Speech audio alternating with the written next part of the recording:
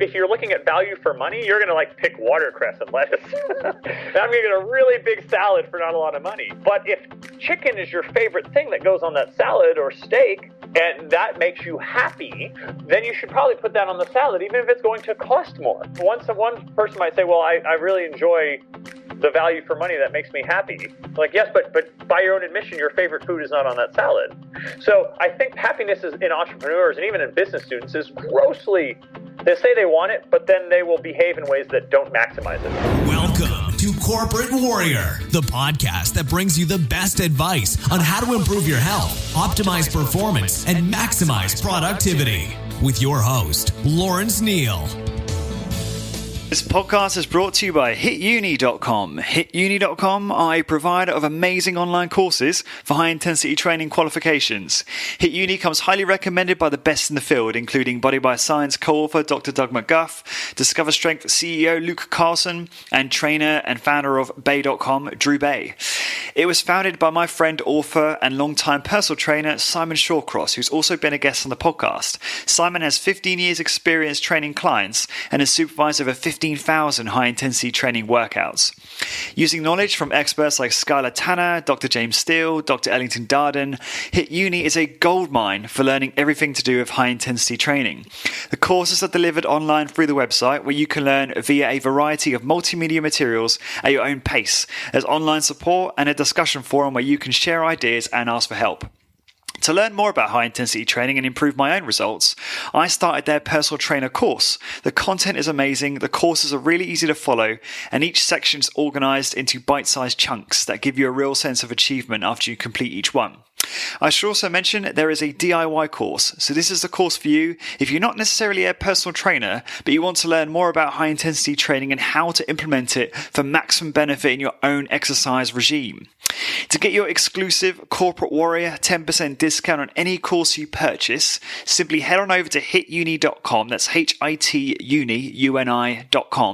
and enter the coupon code CW10, that's CW and the number 10. So again, head on over to hituni.com, pick your course, and enter the coupon code CW10 for 10% discount. Thank you for your support.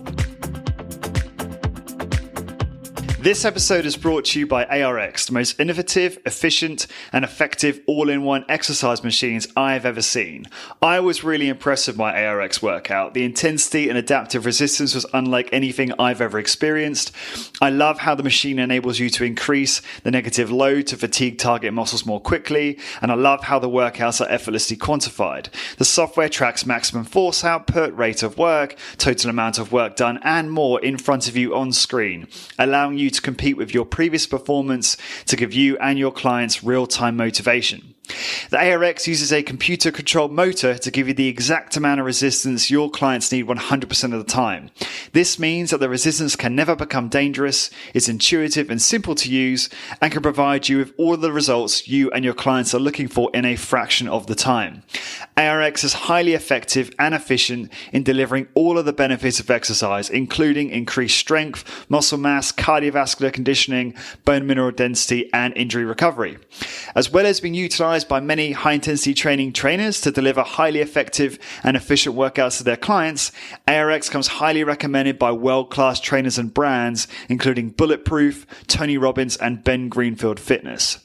To find out more about ARX and how you can get $1,000 off software licensing when you place an order, that's right guys, $1,000 off, please go to arxfit.com and mention Corporate Warrior in the How Did You Hear About Us field. So again, to get $1,000 off software licensing when you order, head on over to arxfit.com and enter Corporate Warrior in the How Did You Hear About Us field. Hi guys, I am Lawrence Neal and welcome to another episode of Corporate Warrior. I hope you're having a lovely day. This podcast teaches you how to optimize your high intensity training protocol and your HIIT business to help you achieve your health, fitness, and business goals.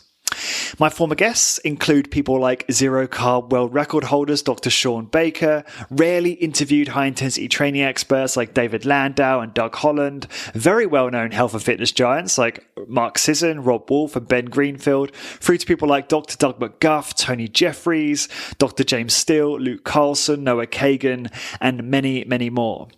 My next guest is one of your favorites and certainly one of mine, Skyler Tanner, who joins me for a part 6. He is the most featured person on my show to date.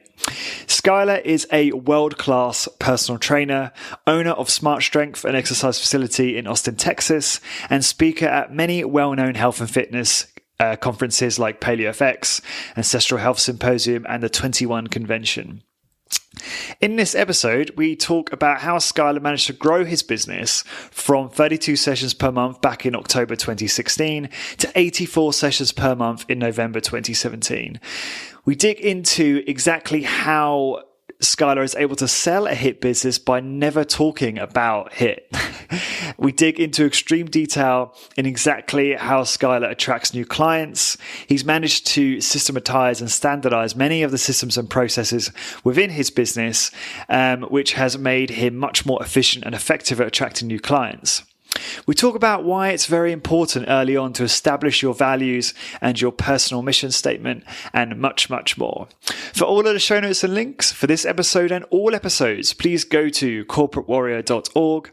And don't forget to hang around at the end when you can find out how you can get my new HIIT workout Google Sheet that's completely free, and a podcast transcript ebook.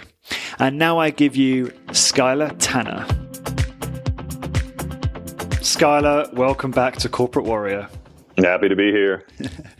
So I was doing a little bit of research prior to this, and I saw in your Facebook feed, you'd posted something that said in October 2016, you had 32 sessions. Fast forward to today, 84 sessions last month. Is that right? Or if everybody was here this week, if everybody's here this week, it would be 84 sessions. And I just signed up a guy this morning, had a consultation.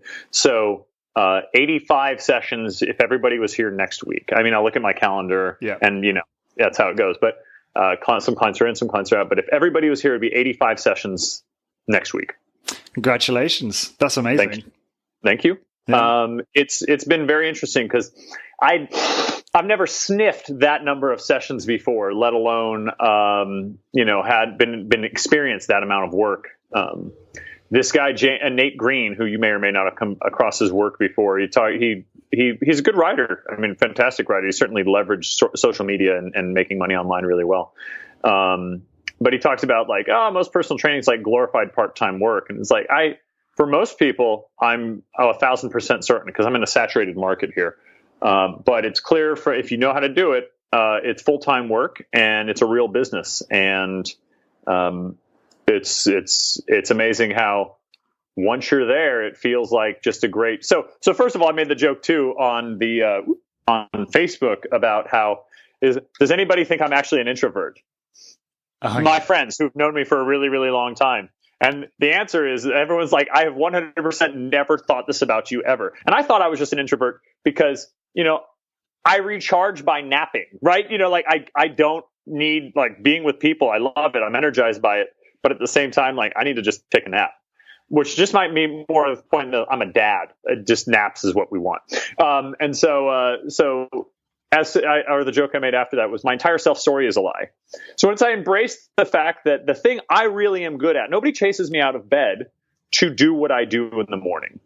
I want to be here for my clients. I want to be training. I want that interaction, and I want that close experience with them, which we'll talk about a little bit more of. Maybe one of that, being a people person really helps.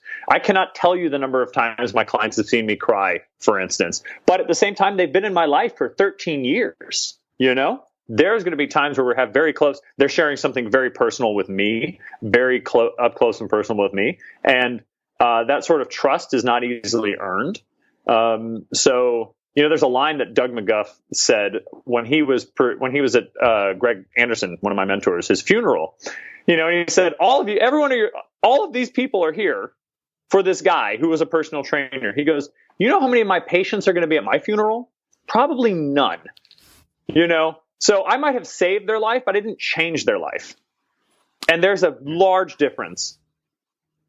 And for some of my clients, they'll flat out tell me, you're the third person, you're the third man in my life. There's my husband, there's my dad, and there's you.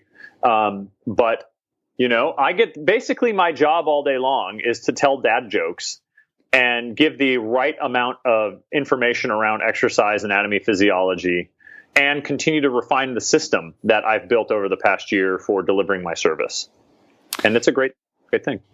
Awesome. No, it's great. And I'm really happy for you because you've just done so well to get it to this point and then also turn it into something that's really sustainable and gives you a work-life balance. One of the notes you sent me prior to this was on building your hit business by not selling a hit business. Can we dig into that? Can you elaborate on that for me? Sure. At no point in this entire growth process have I ever tried to sell what are the tenets of hit. There's a blurb about like the ideal environment in my FAQs about slow and controlled movement, about joint friendly fitness. Like those are in the FAQs, but it's like Luke Carlson says, where you sell those things that, you use your differentiators. My quippy line that I have on my website is 22 minutes twice a week, twice as strong. And I'll get into how I use that in my system, how I measure for that. And then my differentiators are just like Luke's differentiators, right? Which backs me into a corner in some degrees because I have to get people who have a degree in exercise. But at the same time, let me tell you from a marketing and selling perspective, saying to somebody, everybody who works for me will have a degree in this because you're a professional. Shouldn't your trainer be as well?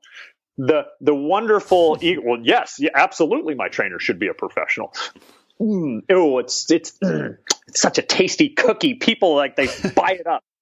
They love it. And it's true. At the same time, it's also very true. We're dealing with good money to do hard work. Ain't no hobbyists around here. It's like I was saying on Twitter the other day, like I'm currently working on studying for my clinical exercise physiologist certification, right? I have zero need on a day-to-day basis for this stuff. But you know what it does? It makes me an even better colleague for the PTs who refer people to me. And it offers me one more point of differentiation within a crowded market. Because you know how great the marketing is going to be when I all of a sudden go, I am the only clinical exercise physiologist with a one-on-one facility in the Austin area. Don't go to those silly hobbyists. Don't go to those. Now, to be fair, I was a hobbyist until I had a degree, and I'm not poo-pooing that because, there are plenty of people who don't have a degree in this stuff have made great living, a great life. Like Matt Hedman has 72, 73 perfect workouts. He was an aerospace engineer, right? So that is, but from a marketing perspective, I'm gonna beat that drum so damn hard, you're not even gonna believe it. Yeah, that's smart. Right. Hey, that's my business name too. That wasn't deliberate, I promise. I know it wasn't deliberate. Let me tell you, S is really great for alliteration. And I'll talk about that with my system. So Sibilance, I don't Skyler. have time.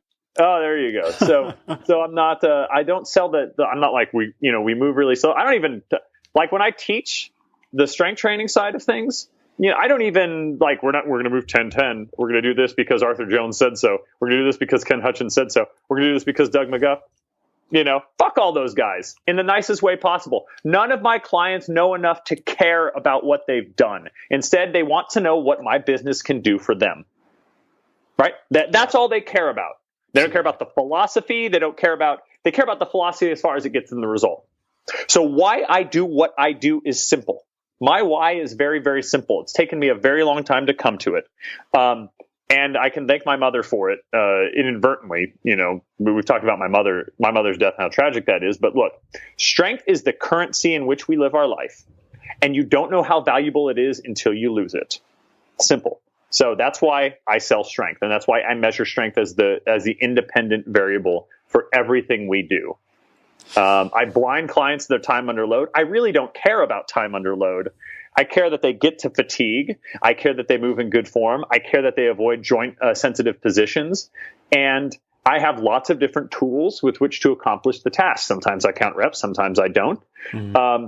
But it's all towards that strength is measured with an independent outcome variable, which currently is the ARX.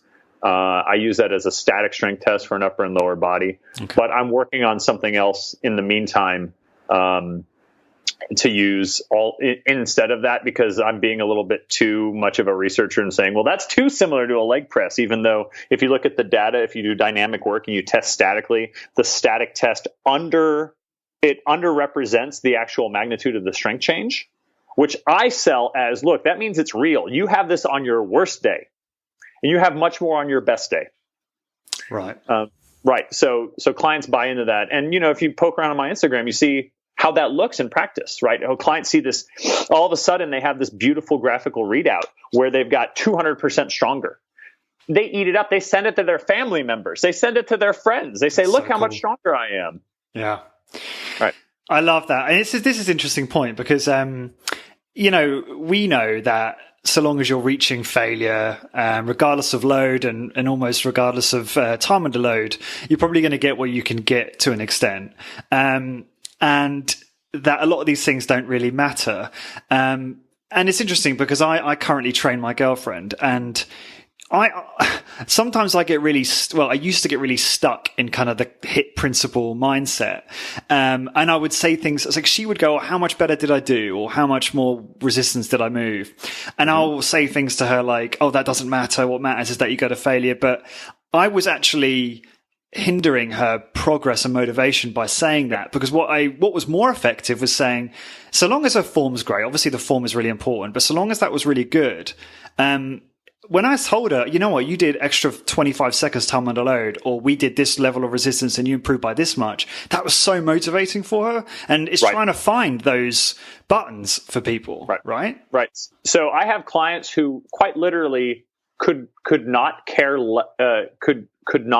less about the weight on the bar. Like they have no idea. My current largest guy is 6'8", probably 250, solid. And of course, like every guy who could probably be a professional wrestler, he's like a corporate finance lawyer. So, and he doesn't care. Like he is so intrinsically focused. And I have other people where it's like, how much more, how much much better did I do?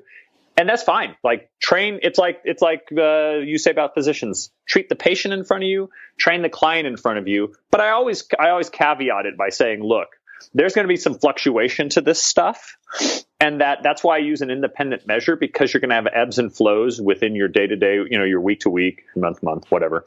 And you're going to eventually learn, I call it the rule of 5, which I took from Dan John, which is for every 5 workouts you have one that is like, in 2 weeks, I'm going to be an Olympian. You just feel like you can keep dipping into the well. You know the one I'm talking about, where effort feels like tension. It doesn't feel like pain. And when you reach failure, it's purely mechanical. It's not like I'm hurting and I'm doing all of my mental tricks to overcome this. Right. So there's that. Then you've got 3 that are very blue collar. There's some discomfort. You've got to go through your mental bag of tricks, but it's satisfying. And then you have one that feels like, I've never worked out before in my life. Why do I even bother? But on the aggregate, you're doing better most of the time than you're doing worse. So it's all about finding out, what I caveat people with that. And I say, sometimes the time is down because the time was going to be down. It had nothing to do with your sleep. It had nothing to do with anything you can control in your life.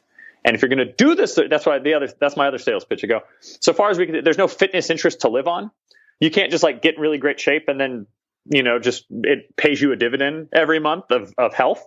You have to keep doing it until you die.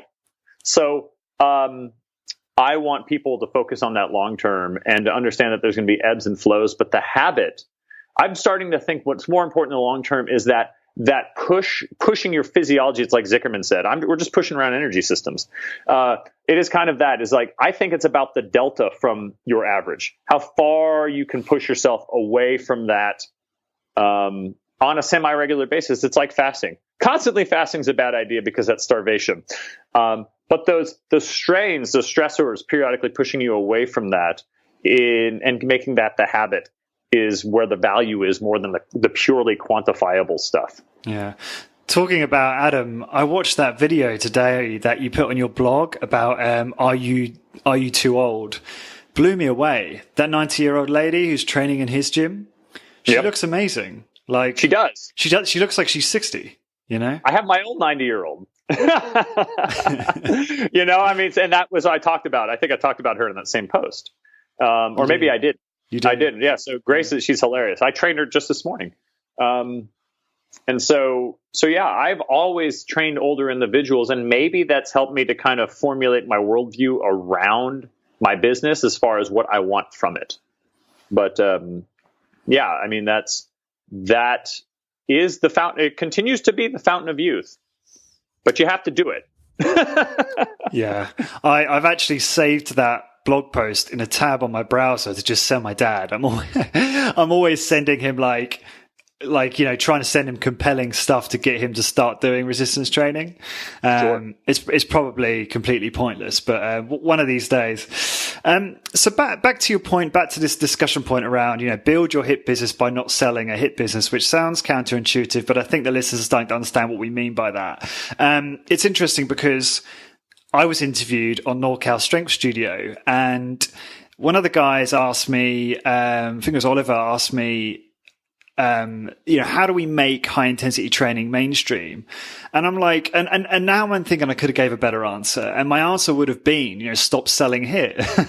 Right. Start selling, evidence-based, safe strength training and get good at communication style and understand what works. And then HIIT will become popular as a byproduct or organically, Right. So HIIT suffers a little bit from the no true Scotsman fallacy, right? no true HIIT individual would do X. And then you find somebody who is otherwise very successful at that. It's like, well, I didn't mean those people. That's not really a HIIT person. Like, it just ends up being this infinite regress. And actually, if you go back to some of those original Arthur Jones kind of workouts, barbell squats were involved, like all sorts of things were involved. And so I think about it as the minimum effective dose is a good point. It's some people, it's a race to the bottom. Remember we had Tim Ryan on where he was just like, I don't understand why people are so prideful about doing so little. I'm like, I'm prideful about doing so little. Look how much progress I've made with this relatively small investment. I think that's really cool personally, I like that. That to me it's the same thing that it's like, Andrew Magnus, when he was talking about the second iteration of the Pareto principle, about 64% of your potential progress comes from 4% of your input, or, more is better, but it's such a diminishing return. And anyway, back to my point, which is if you sell HIIT, then you immediately offer yourself an opportunity for somebody to either typecast you. I'm not in good enough shape for HIIT because I've heard this about HIIT. I've heard it's really hard. Or they confuse you with high intensity interval training, and then you immediately start off your discussion by explaining what you're not. So instead, think about it. This is a principles based approach, right? There is evidence based. We understand that this came out of Luke and the James study, where drop sets didn't produce a better result. Negatives, but they weren't worse, right?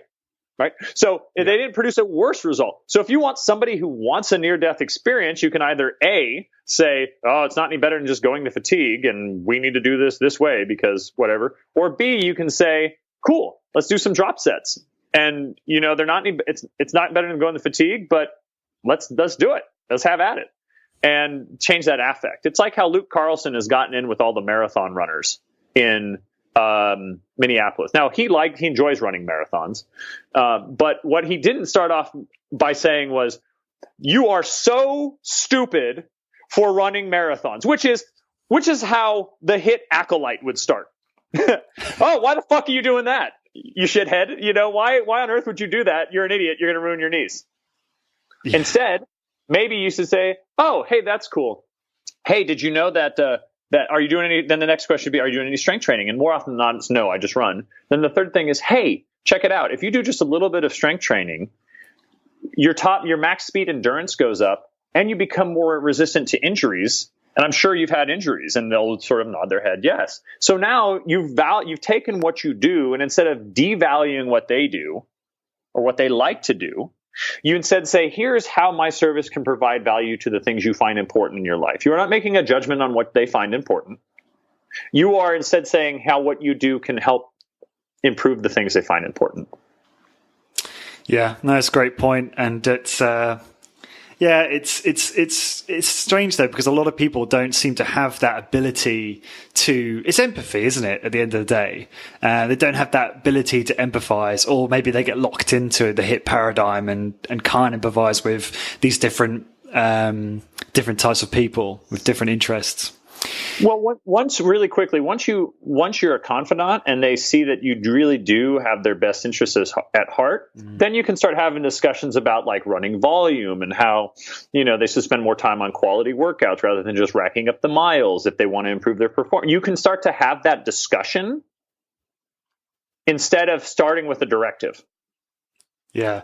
It's funny when people say, what's your podcast about? And I say high intensity training, they always say, oh, I do that, or I've done that. And then I find out it's not high intensity training. Right. Do you have that conversation a lot too? Oh, I suppose as you've already spoken about, you don't probably start off talking about your business as a high intensity training business. No, my card says I'm an exercise physiologist, and I say we practice in my facility. We do evidence-based resistance training, and we're going to double your strength. Or I said it's 22 minutes twice a week, and you'll get up to twice as strong within a year. And like, okay, nice. Tell me more. And then I talk more about then I start to talk about how I look at strength training and how it's going to improve the quality of their life. So let's talk a little bit about how you got from where you were in October last year to now, which is really impressive. So do you want to just talk through like what you think, what kind of the key actions that you took to grow the business? Okay, first thing you're going to do is take on a huge amount of debt with an incredibly fast repayment period. So your butt is always puckered and you are deathly afraid of filing for bankruptcy. So you start with that. And also have 2 children who are relying on you to feed them. It helps if they're boys because they eat more. So your motivation is even higher. It also helps to have an incredibly understanding spouse because the entrepreneurial roller coaster is real, man. I cannot tell you the number of times in the early days of this business, I was like, I'm just going to get through 3 years and I'm going to sell it. Because oh my God, every Melinda talked about this. Every win was huge. Every client not signed up was a travesty. It was the worst possible thing you could have in your life. Now, I didn't like sell some stock that my grandpa had given me in order to fund my business. Like, let's go back to how this business came into play. Remember Melinda talking about giving herself over to the universe and magically it delivering? We were trying to secure a business loan to buy this facility from Efficient Exercise. And with the amount of student loan debt that my wife and I have between the two of us, it was effectively like, yeah, we can't, or there was one person that couldn't fund us in the time we needed. It was going through a credit union by the date we needed it. And then there was another one that was effectively, yeah, we can't fund you. It was one of these like internet business loan people, Able. And now we still use them to repay or to pay back all of our backers. I went to my, you can hear that. So we've got until noon now. This is great. An hour and 15 left. Oh, excellent. So yeah. So I, in a last ditch Hail Mary, I basically sent an email to all my clients. I said, look, here's what I need. If this is going to happen, it will be because of you. And if it doesn't happen, thank you for even considering it. And within 15 minutes, I had a client saying, here, I've got 20 grand. And then I had another one said, I've got 35 grand. Let me know if you need more. No way. And then I had a friend who had no business. He had no need whatsoever to give me any money. And he said, hey man, I got 5 grand, and very quickly I went from $0 to $100,000 purchase price, like in 48 hours. Amazing. Right. That's the universe right there. that is so you can go down the whole spiritual realm. It's like James Altucher talking about like spirituality as surrender. It was sort of like, actually I have great movie, Pool Hall Junkies. Great movie because I think it's great, but it's also a great Christopher Walken performance. And you can Google or you can YouTube Pool Hall Junkies bathroom scene. The main character is a pool hall hustler, and he's trying to win his way back into like the pros against his old backer who made money off of him as a teenage prodigy when he should have been playing pro. So his backer is now Christopher Walken. One of the great Christopher Walken janky scenes, he comes in and goes, this guy's like washing his hands and he's just beside himself. And he goes, you ever watch the lions on the nature show? He goes, there they are. They're in the savannah. They're so big. They're so hot. Now they're laying there. They're tired. And the lionesses are disrespecting them, and the kids are nipping at their toes, and the hyenas see this, and they get emboldened, and they creep closer and closer, and they get further and further into the domain. And finally that lion gets up and tears the shit out of everybody, kills every motherfucker in his path. There's a time to be scared, and there's a time to kill. I'm going to go back out there, and when you're ready, you come out. I had no time to be scared. I had no time to listen to the protests of my internal, I don't like asking people for money. The irony is my best skills, I've had to accept this, are selling, are being relational, and building systems. I wanted my best skills to be sitting there with a giant brain and having people throw money at me because I'm a guru or something. I don't know. I want to be perceived as smart when really my greatest skill, and it pains me to admit it because I hate being sold. I hate the idea of somebody magically unlocking with their mouth the code to my wallet, right? I hate that idea. But as it turns out, my best skill is creating metaphor to get people to understand concepts around exercise and get them to buy in, because metaphor works great. If you can liken what you're doing to something people already agree with or find true, this is standard rhetoric. Like this is what marketing does. Marketing pushes on your pain points. But another thing we understand about cognitive science is the way to increase understanding is metaphor, because if you find something to be true and you understand at least the scaffolding of that thing, and you say, oh, it's like this, then people can go with you on it. They'll, oh yeah, okay, I get that. That makes sense. Mm-hmm. So that's a lie. Don't you get bored? No, I create 14 to 18 metaphors a day for the same concept around exercise science. Like that's what I do. So I surrendered to the universe. I asked, and these people delivered. And so then now I've got a business. So hang on, one sec. So just so I understand this, so you couldn't get the loan companies to give you the sum of money that you required? Is that? That's right. Right. And so you ended up sourcing that from these people, which I'm sure you're about to. From my clients. Yeah. From my clients. Right. Mm-hmm. And then I use Able as a conduit for repayment. So I pay them. Right. And then depending on the percentage invested on these clients, they then pay that out to them every month. So they collect like a 1.5% or something, or maybe 0.5%. I forget. It's very small what they get out of the equation, but they get something for doing that. Awesome. Well, that's great of them to do that. But most of these, if not all, were clients of yours, right? So they're kind of reciprocating from, I'm sure, many years of value that you've given them. They are over and above what they've previously invested. In terms of their health, which we know is worth a lot. So correct. That's a cool story.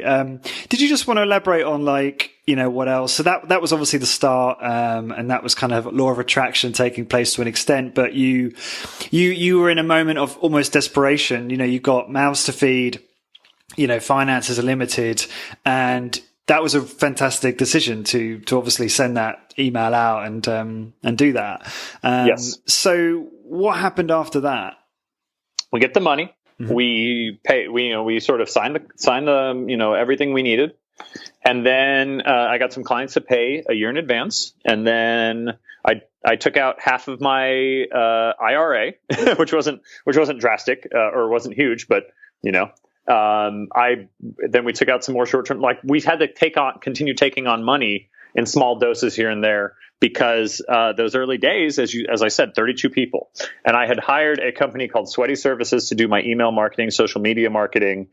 to do like go around door to door effectively in my town that I'm in here, and try to make contact, try to drum up people. And none of that worked. So far, I have received 0 people directly. Nobody said like, "Hey, I saw this Instagram post." It's just not my clientele. Even my younger, hipper people, it's just not my clientele. That's not where they're going for their information. It's like Bill DeSimone talks about, where he says, there's sort of these boot camps and there's this clinical stuff and there's a middle that people haven't figured out to market to really, really well. And that's kind of accurate.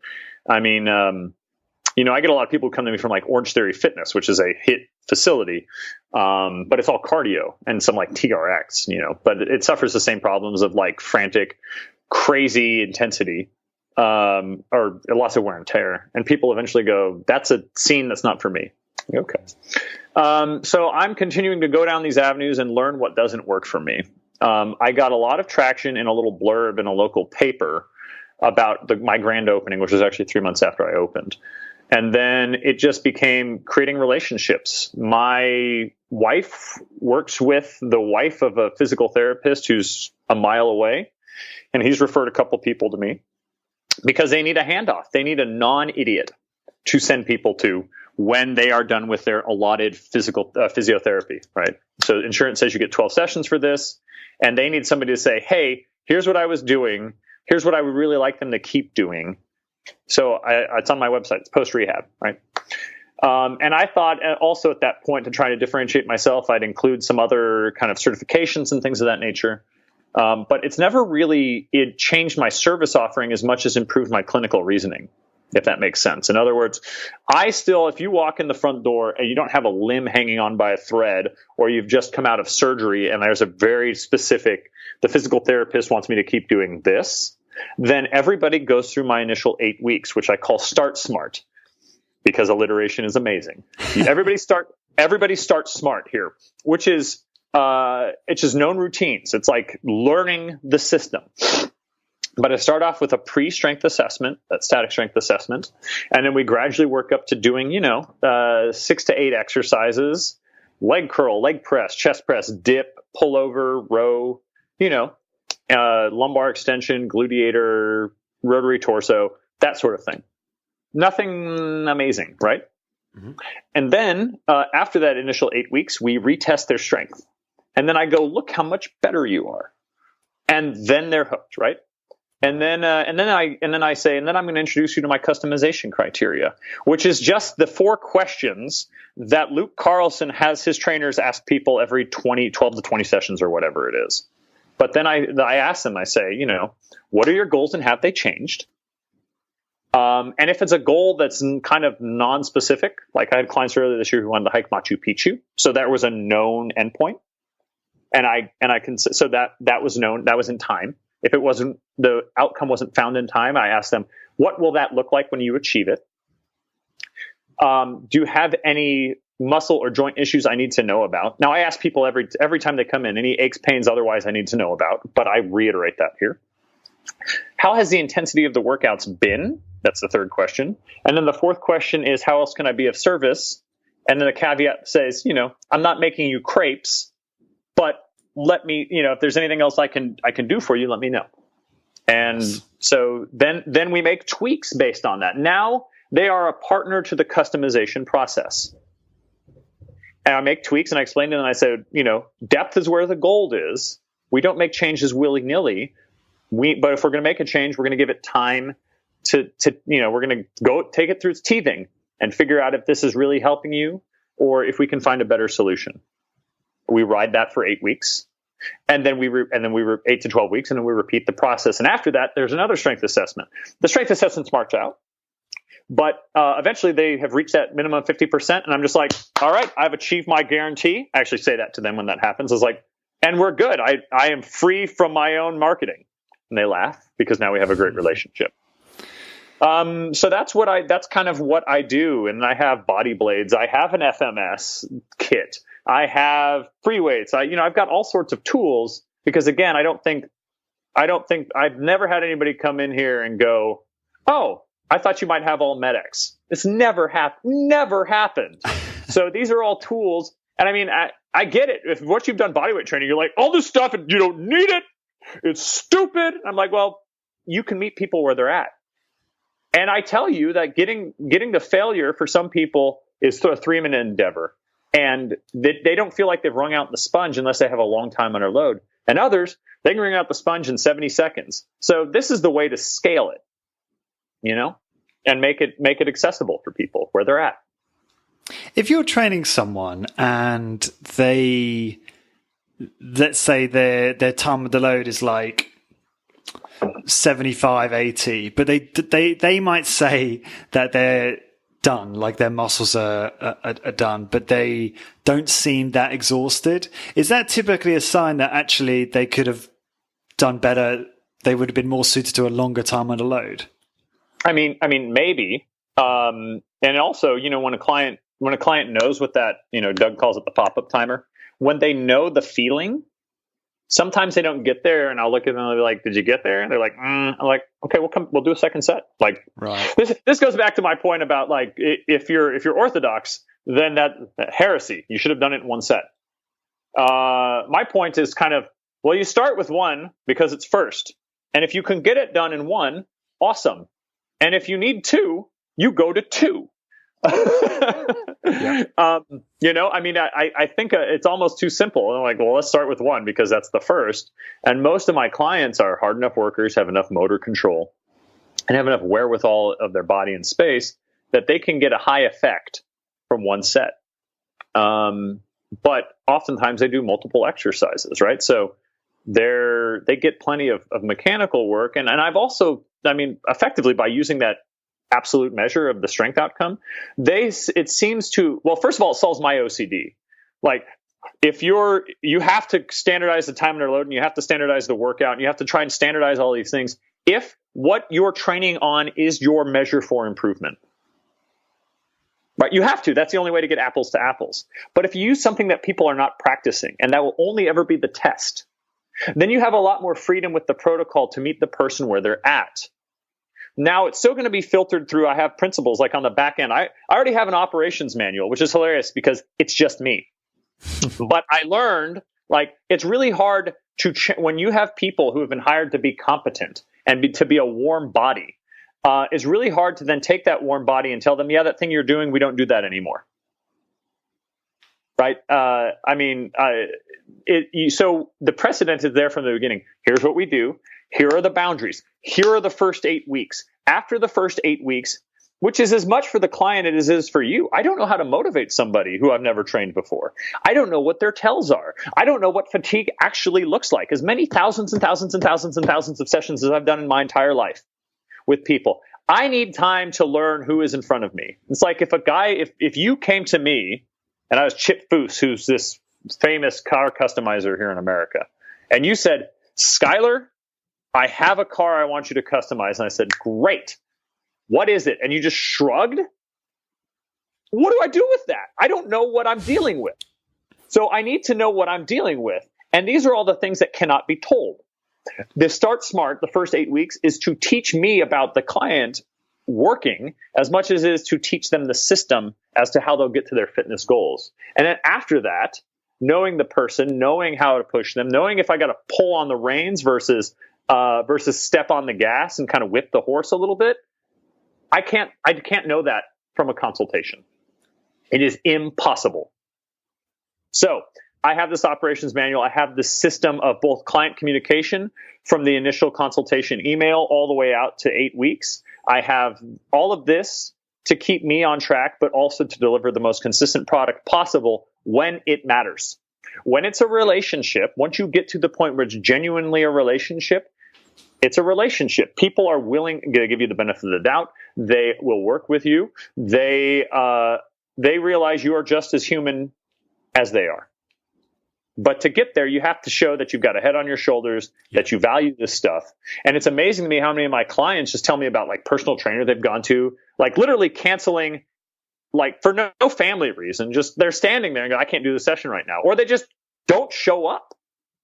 So it's amazing to me how that is what I'm competing with. So if I'm just a professional And I just have a system. I treat my business like a business. Shock of shocks, people seem to really like that. This really resonates with me because I can relate to this when I was in technology sales back in the UK. Right. I was top salesperson for a reason, or probably several reasons, but one of the reasons was because I knew that it was all about the relationship. I knew it was all about getting to a place with my prospects or clients where we had a really good relationship. Right. But I could only really make that a possibility if I showed a ton of professionalism up front. Right? By getting stuff done on time, by doing stuff to spec and sometimes exceeding expectations where it made sense, by just following through with what I say I was going to do. So it's the same principle, isn't it? You have to demonstrate excellence at the start in order to cultivate that relationship. Sure. You can't just have it. 100%. And I'm trying to make my life easier for any future trainer I have, right? No matter how I want their brain. It's like this. It's like most surgeries, a large percentage of them are routine, right? But you want the physician who's seen as many surgeries as possible for that time when it's not routine. Yeah. Right? Similarly, let's not reinvent the wheel. There's only like 42 discrete articulations in the human body, right? For big mechanical work. All of this is like Bill DeSimone's thing.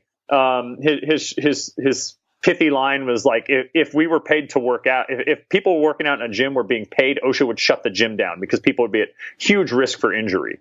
And it's because we know how the human body works and we know that which positions are more risky than others. I'm not trying to reinvent the wheel. All I've tried to do was build a system so that in the most critical time for creating that really critical relationship, a person could sort of paint by numbers, hit the high notes, and then as it marches on, that big brain in their head can be used for the modification when it matters, when the relationship is there, rather than trying to reinvent the wheel every single time. Yeah. And within my handbook, I say, and here are some of the certifications that you can select from that I want you to get within this many years of training with me. And it's not because we're going to change the system around a certification. It's just going to improve that clinical reasoning a little bit more, that understanding of that person in front of you. This might be valuable. Nobody's smart. You've heard me say this before. Nobody's smart enough to be wrong 100% of the time. Right? So that would be amazing. Wouldn't it be? Every word out of their mouth, every concept out of their mouth would be 100% incorrect. Okay. So if you can learn something and you don't like most of what else is going on within the context of what you're learning from that certification, that's fine. But it would be worth it for those one or two nuggets. Like I am not going to change my entire training program around being FMS, functional movement screen certified. And I will almost never use the functional movement screen for people as part of my assessment because I sell strength. But I can find out if somebody's having trouble, I can run through one or two of these sort of constrained motor pattern assessments, and it can give me a clue as to where they might be weak and change the way in which I emphasize the exercises they're already doing, or add one or two exercises that might not be hit orthodox, but are mechanically they're okay. They're not egregious. They don't, screw with the joints.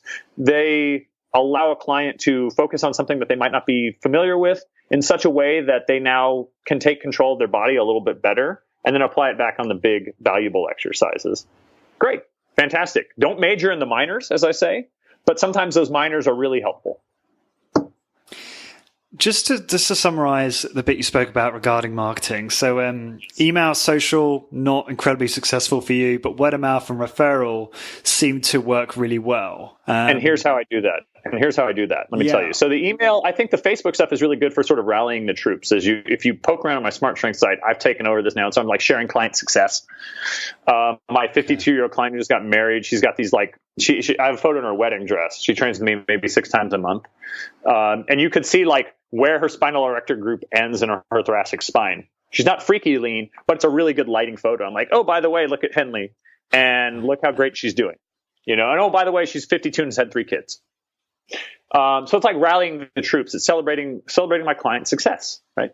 But so from go, a client comes into me reaches out for a consultation. I have a template I've written. I copy it, I paste it, I fill in what I have, saying, hey, I have this available for a consultation, and if that works for you, let me know.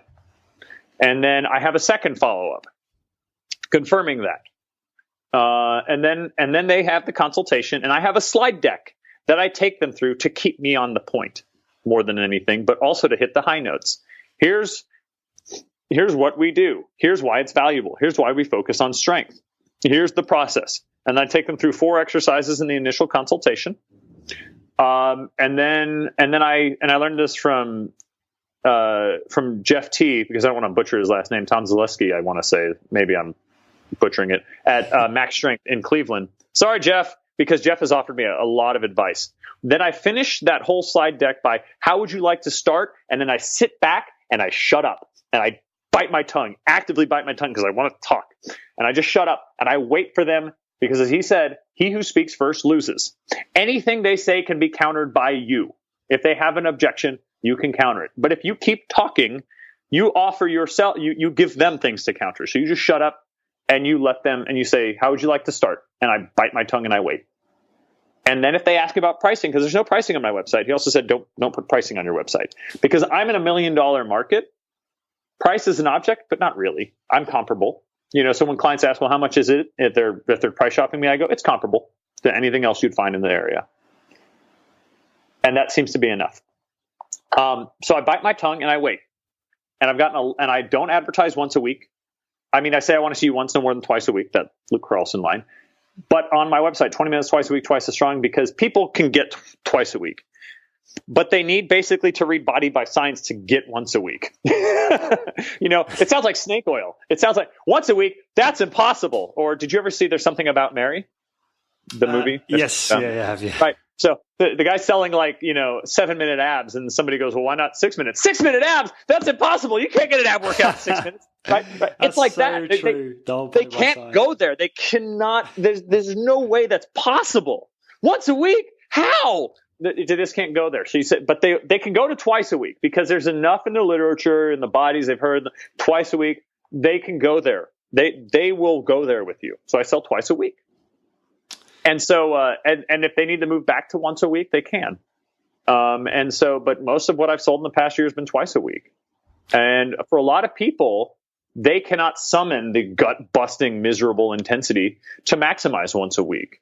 That doesn't mean it's not valuable. It's like going back to, Schoenfeld talking about higher volumes. It's like, well, if you also read Dr. Brad Schoenfeld's paper, it's like associated with the highest in the meta-analysis is like 3.4% more hypertrophy at the highest volumes versus the lowest volumes. That's not compelling to me. No. But we do know that twice a week is better than once a week, but it's not twice as good. But it does give me more of an opportunity to address what clients perceive as problem areas, quote unquote, understanding that it's not going to spot reduce, but psychologically that gets them to buy in. I'm fine to do it. So it does offer me more opportunity to have them feel the muscle that they want to feel working, right? Because feel's a compelling argument, even if it lies to you. So I can meet them where they're at. I sit back and I shut up. And then I can object to whatever they say after that. And then once they sign up, then I send a follow-up email to that. And I say, hey, here's my terms and conditions. Here's a place that has a DEXA scan that I've worked out if you want to get your body comp. Here's my parking situation. That's there, and take note of this. And then 2 weeks later, I send a follow-up basically rah-rahing them for the fact that they've kept up with something for 2 weeks. To explain a little bit more using that graph from the Wayne Westcott study for the strength improvement in doing the slow motion protocol versus the standard HIIT protocol, why we start with that, why we do, from a recruitment perspective to a control perspective to a learning perspective. That's what I do. And then in that is a big PS. It says, oh, by the way, if you're enjoying this, send people my way. And then at the end of the 8 weeks, right when they've seen their strength improvements, I sent another follow-up, basically reminding them of where we're going, how far they've come, celebrating their strength improvement, and, oh, by the way, send me people. And then after that, my email communication is largely like when I write a blog post, I'll send it out to everybody or things like that. And then I still have some email marketing from the people I pay that mostly run my website right now. but they have some good stuff that they occasionally throw out, and then clients engage with that. It gets a high click-through rate. But I have a known interval for those first 5 emails. And that is where people come to me from. Like, I strike when the iron's hot, strike when they're excited, and it's the same every time. I've templated it for me. I've got it in a folder on a Google Doc. So everything I do is through a Google Doc too. When people respond that second, when I say, here's your date and time, fill out these forms. It's a Google Doc. One is the informed consent release, and the other is the medical health history. It's all there in a Google Doc. I have no paper free. These follow-up emails you do, yes. What systems do you use for that? Are you using something like Aweber to send kind of like a follow-up series? Is it manual? Like, how do you? What's Aweber? See that? No. I've been doing it manually, but I wanted to find I wanted to use like there's this tool GMass, but that doesn't work for me because I can't set up a string to say, okay, from this date, send this next email on this day, and then send this next email this many weeks out. No. Does Aweber allow for that? Yeah. Okay. Is it reasonably priced? Yeah, it's probably not the best tool for the job though. There's a few. There's another one called MailChimp, and there's another one. The one that's really taking off right now is called ConvertKit. And that really allows you to get very if this then that with your email list. ConvertKit. So check those out and review those. But yeah, I mean, this will take the load off you in a big way, and you'll be able to set up those sequences automatically, and then not have to really worry about them again. So yeah, I have my people who do it, and they use Emma. And I could probably do Emma, and I'm already paying for it. Yeah. I mean, I'm already paying for it, so I just probably reach out to the woman who does a lot of my email marketing stuff on that end, and she's built a lot of my learning platform on the back end, or she helped me deal with all that nonsense for Smart Nutrition, and so she'd probably be like, yeah, this is like 3 minutes in Emma. Just Skyler, just do this. Okay. Yeah. That would actually be really helpful. So this is all those things. I have these systems in place, and sometimes it's just like I'm going with clients and I need to sit down and just drag a couple things together, and it will even save me more time.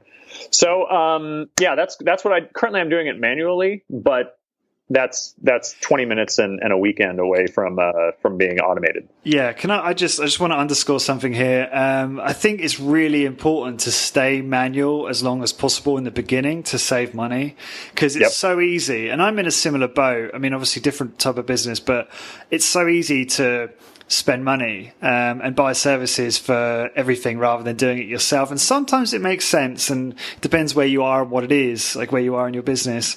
But I quite like Noah Kagan's approach, and he's all about do things ghetto or manual for as long as you can, and then when you need to scale, then invest. But too many people will invest in services when they haven't even really sold much, or got enough clients on board, or got done the process many times, and they will spend too much money up front, and that will then could damage their business going forward. Right. So I mean, I agree with that. As I said to you before we started, I said I spend a lot of money learning what doesn't work.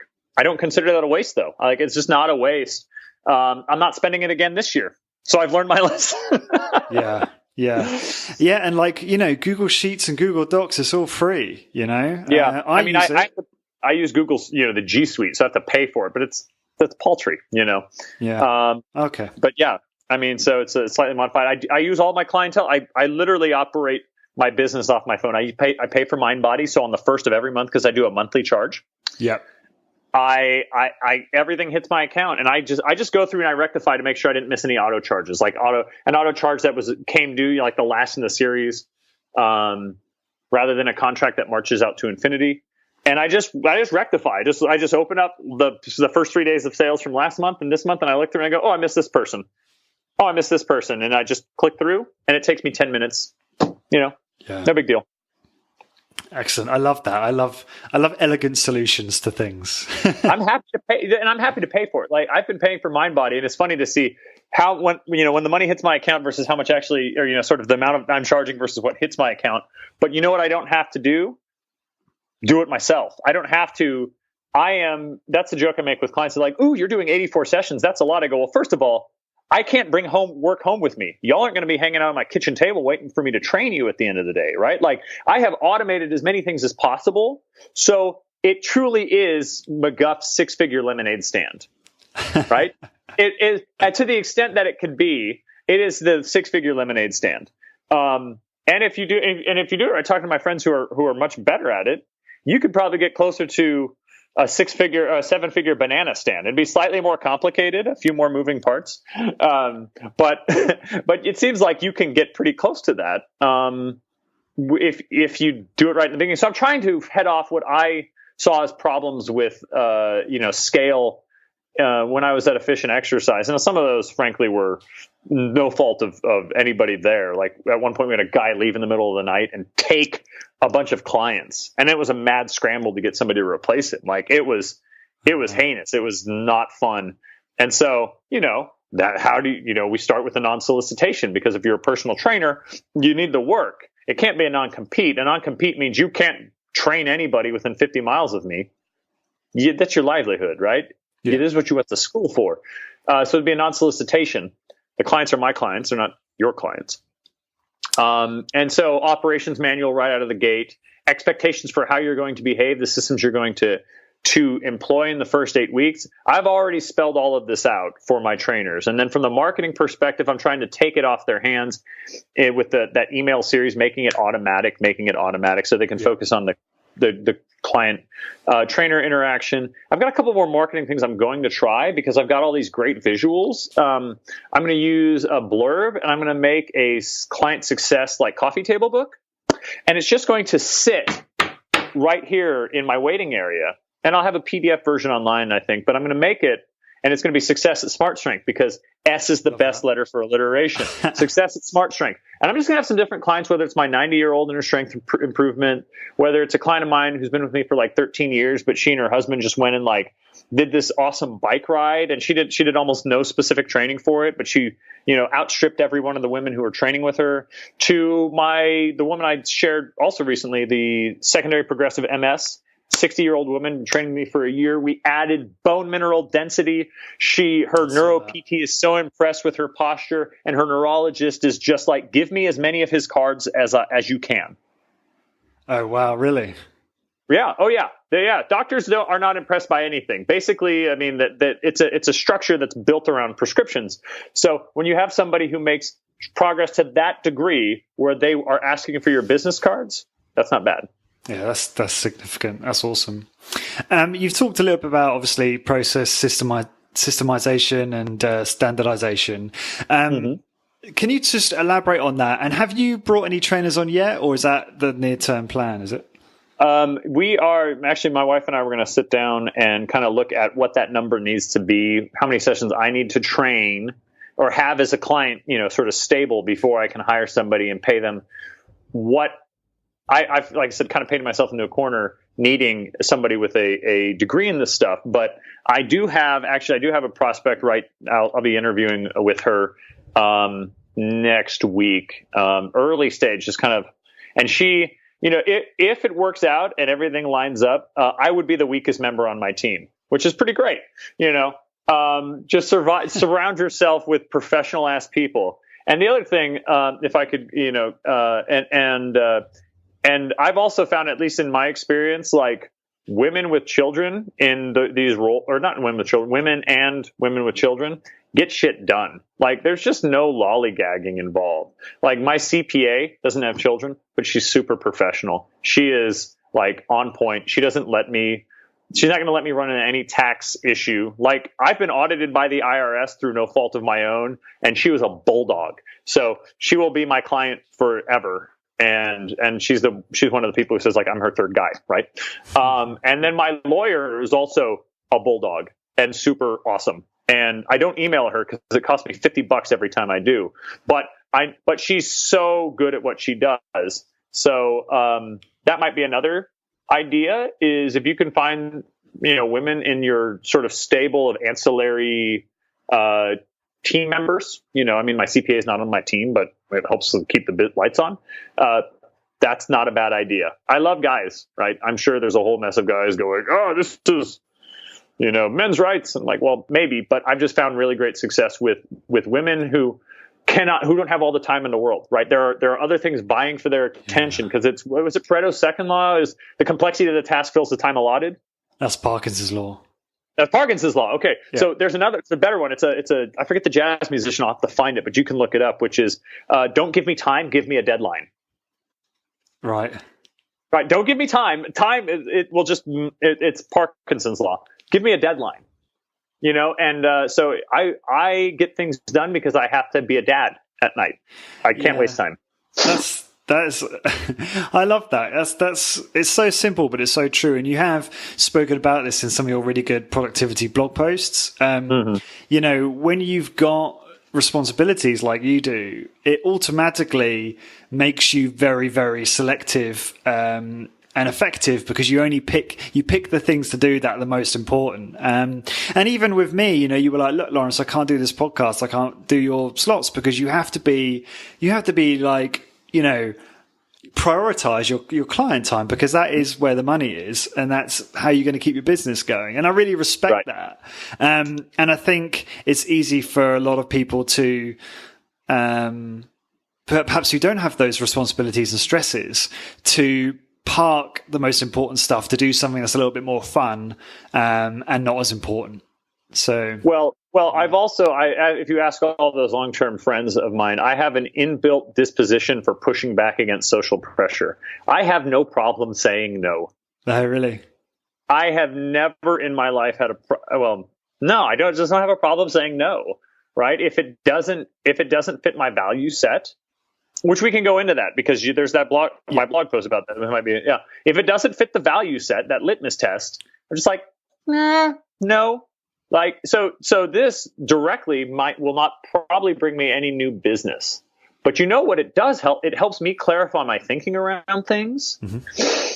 And, that is personally valuable to me. And with my value set of, I want this evidence-based exercise. I want to help as many people as possible. And I cannot do that. I'm also, much to the irritation of my very first girlfriend, I can't change the world through a magic wand. And frankly, I find the world doesn't want to be saved anyway.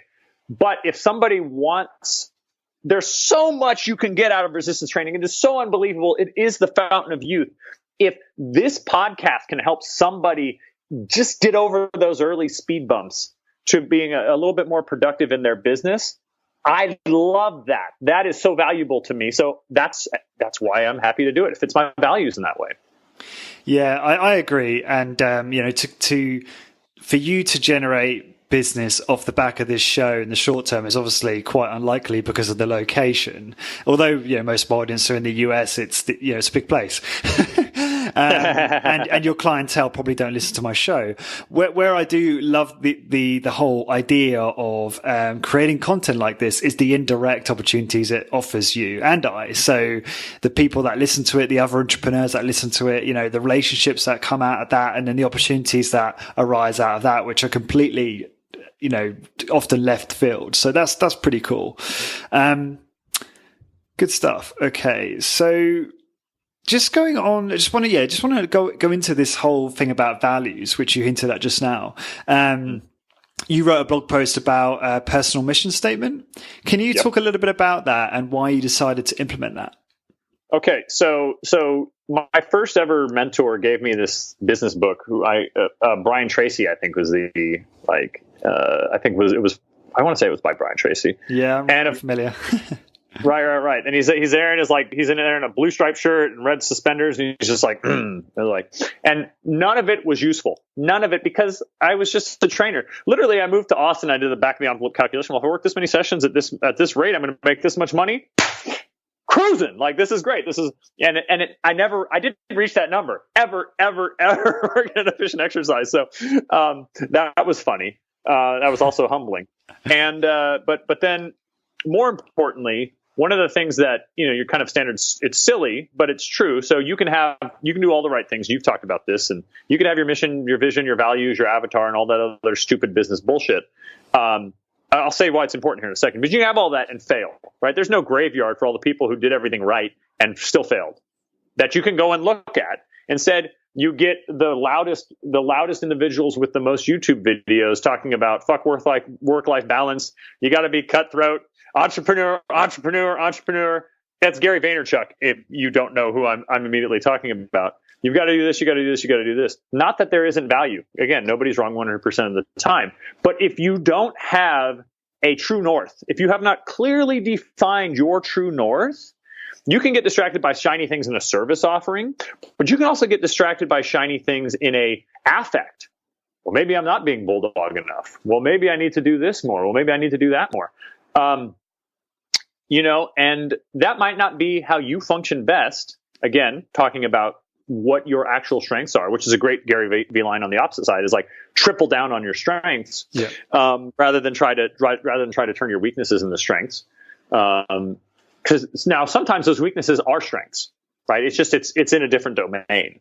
But leverage your strengths where you're at right now, and that's going to provide you with much more value. But the only way you can do that is if you know your point.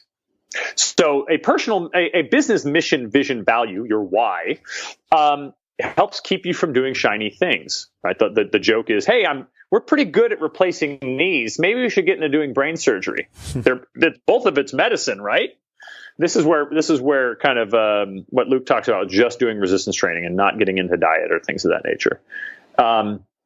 Now, I happen to have already a diet program that I built when I was at a Fish and Exercise, and then I negotiated the buy of. So for me, it wasn't a sunk cost or time, and it's largely delivered via email, right? It's a learning platform I use, so I can deliver that at a little extra money, and it doesn't cause any more time invested. But it's really like change for the till, It's not my main service offering, but it's something I have.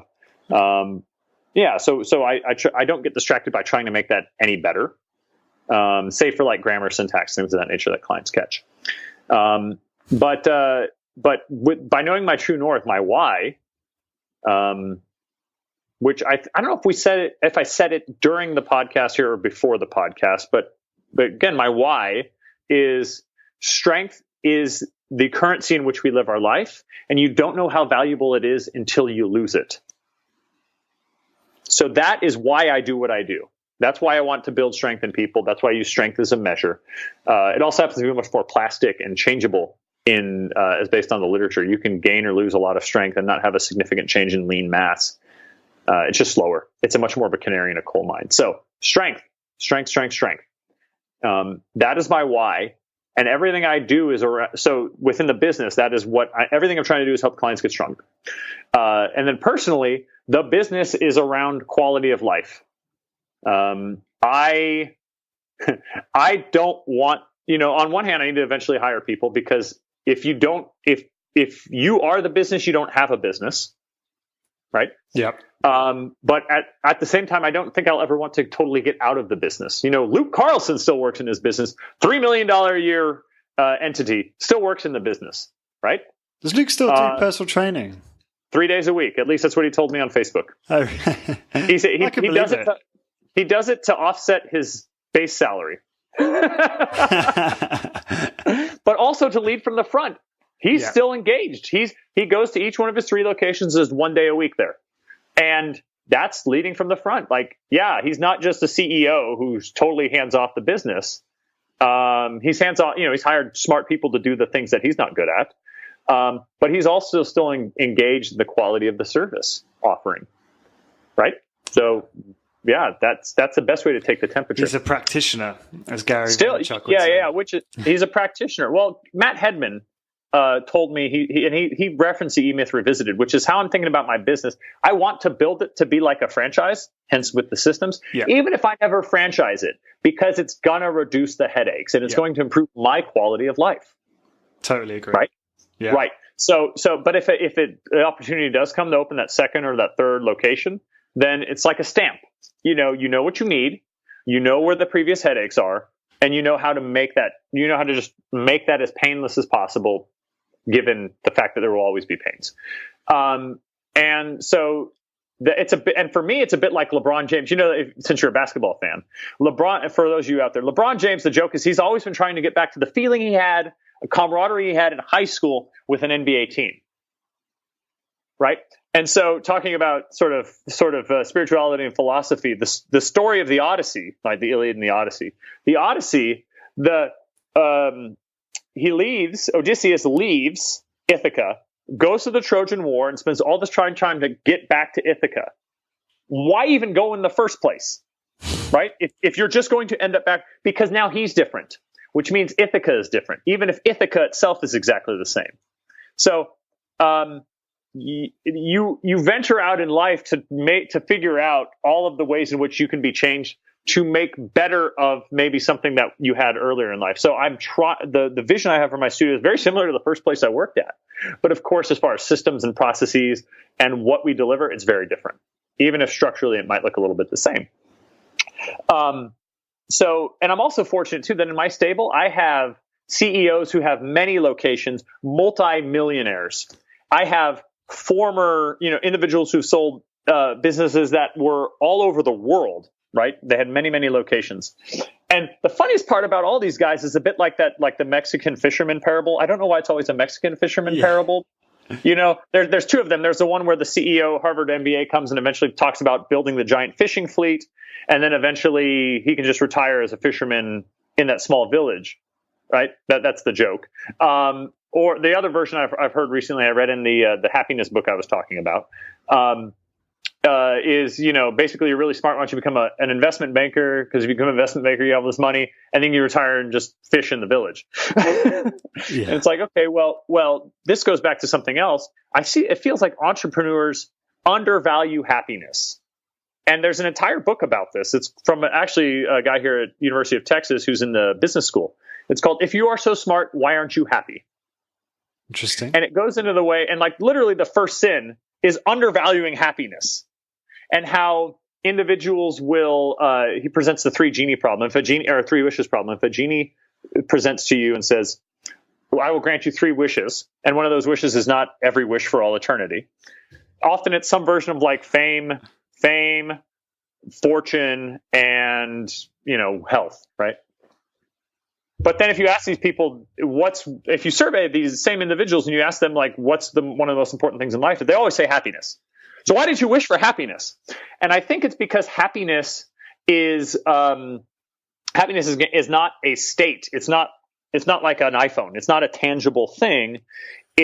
But it is an outcome. It is an ephemeral thing, and it is a byproduct, right, of problem solving and things of that nature. Yeah. So his suggestion is in pursuing happiness, but understanding that it's going to be transient and a byproduct. And he talks about it's like the salad bar version. If you go to a salad bar and they're weighing everything by the kilo, then and that what it weighs is what it costs. If you're looking at value for money, you're going to like pick watercress and lettuce. And I'm going to get a really big salad for not a lot of money. But if chicken is your favorite thing that goes on that salad or steak, and that makes you happy, then you should probably put that on the salad, even if it's going to cost more, right? Mm-hmm. So one person might say, well, I really enjoy the value for money that makes me happy. Like, yes, but by your own admission, your favorite food is not on that salad. So I think happiness also lacks that tangibility. So he goes into that, how happiness is in entrepreneurs and even in business students is grossly, they say they want it, but then they will behave in ways that don't maximize it. And then he goes into actually offering, because of the business professor, practical and exercises as to how to stop doing the things that would take you away from happiness. Oh, and so his suggestion, he says that first sin is undervaluing happiness, but then the suggestion is that you pursue happiness. You don't try to have it as a constant state. It's pursue, but not obsessively, happiness. And so he explains and gives exercises around that. I'm just in the early stages of it, but I think that's true. I want my business to facilitate as much happiness in my life as possible. I love training clients. That makes me happy. I love the interactions I have with the clients. I love that. That makes me happy. I also want to contribute to the research base. I have like 3 research projects in my head that I would love to do, like Discover Strength did. That would make me happy. I also want to publish a book, and I want to make that like a bestseller. That would make me happy. I want to have all of that.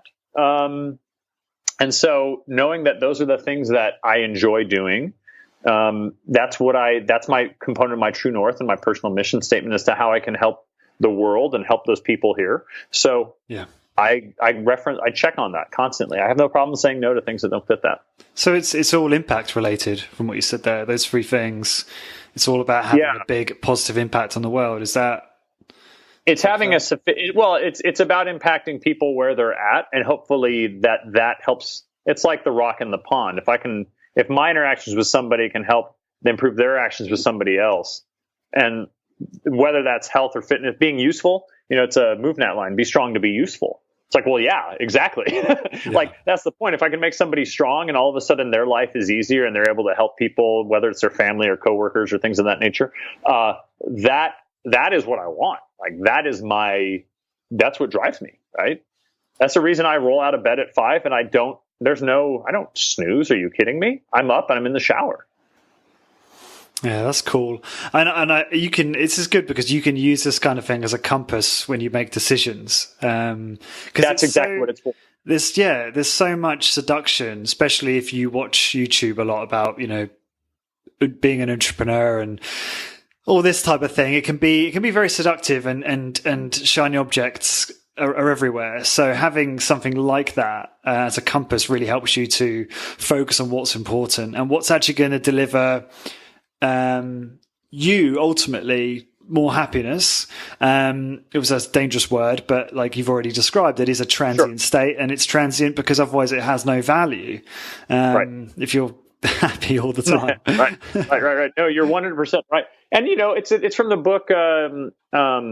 Give me a second. It's it's got fuck in the title. Give me a second. Anyway, he talks. I'll send it to you. Yeah, it's that blog post, isn't it? So I reference it a little bit, but he talks about happiness is solving problems, but solving problems creates new problems. Yeah. Right. Like everything has a cost. And so having a personal mission statement also is an attempt to leverage your abilities to actually potentially solve these problems that you're presented with.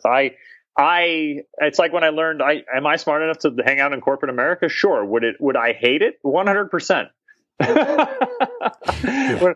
The cost of not having that job with those great benefits is a fact. Like, going on vacation currently would cost me a lot of money because I would have to pay for it by not training clients. Eventually that changes as the business grows. But currently the cost is training all the clients until I hire somebody. And then they can work while I actually nap for 5 days. It's simple. I don't have a lot like this is great too. I love the idea of profit. Like clearly someone like Luke has built this incredibly profitable business model and wants to continue to draw that number up into multi-millions of dollars. And there's a lot to be learned from that.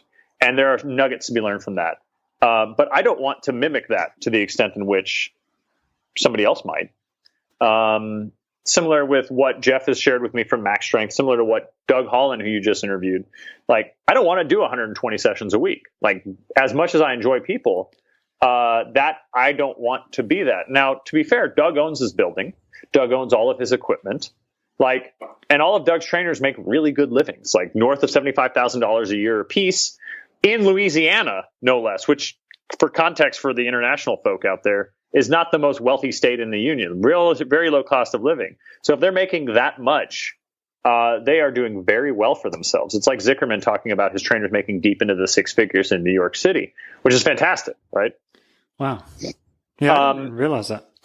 Yeah. Oh, yeah. So that's and so could Doug buy himself a nice BMW? Oh, absolutely. But that clearly doesn't provide value in his life. Doug Holland would rather buy a VW thing, paint it with truck bed liner, and glue 45 skulls on it, and drive the thing around with bomber goggles from a Spitfire, right? Yeah. When he sent me the picture of that, I couldn't quite believe it. At first, I didn't believe that was actually his car. That's 100% his car. Right. And he has something like 100 pairs of Converse All-Star shoes in different colors. I've seen those too. Sure. And his did he show you the sign above his office? It's like, welcome to it says something like welcome to the pain cave, but it's pay. like PAY. This is where you're going to pay me. And so, yeah, people are hiring you for your personality as much as they're hiring you for your service. And so I want clinical reasoning in a very friendly environment, right? Yeah. People want to come here. I mean, and also talking about getting through this first year. Are you familiar with the book? Are you familiar with the book Switch? No. From Chip and Dan Heath, I want to say. That might be wrong. It's all talking about how to actually create change and motivation. And they talk about the rider and the elephant. Are you familiar with the rider and the elephant? No. The rider is your rational brain, right? There's the rider and the elephant. And the rider is clearly controlled. Well, there's the rider, the elephant, and the pack. The rider is your brain, the big rational top-down brain. The elephant is your lizard brain, your monkey brain, and all of the subconscious things that you eventually, when your willpower is depleted, it's going to take off on its own. The lesser version of yourself, right? And then the path is, if the elephant's on the path, it's probably going to stay on the path, even if you're no longer in control. So in building systems, I've created a path, and so that my elephant knows where to go. So on the days in which I just am training a lot of people and I'm tired, or I've got a sick kid at home, or I'm not feeling well, or any number of things, the elephant still stays on the path. But the way to motivate the elephant is with great stories. So through this first year, there were two things I was imagining. Number one is, because of the aggressiveness of this loan repayment, it's a 36-month note.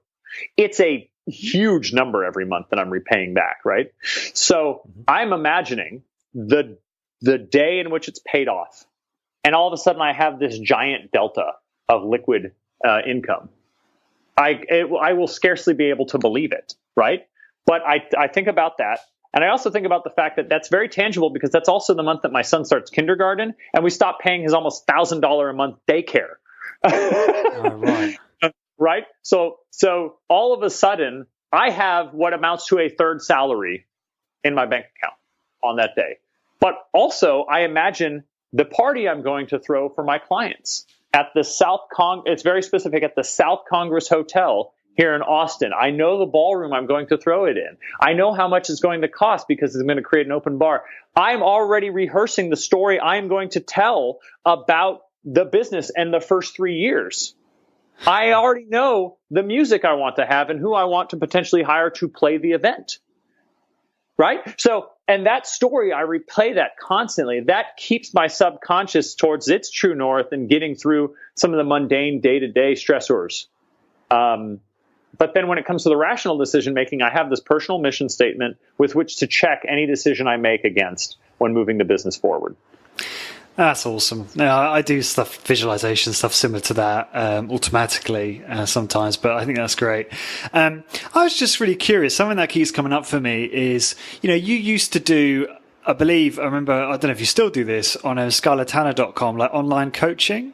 Or I have never once. I've gotten 2 clients from that ever.